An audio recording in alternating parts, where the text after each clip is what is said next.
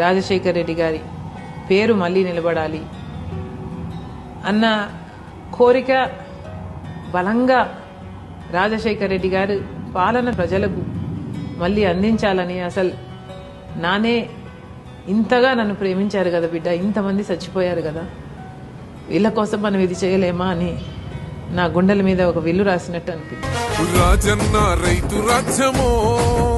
మన కాంగ్రెస్ తోనే సాధ్యమో, నిలువెత్తు అయ్య రూపము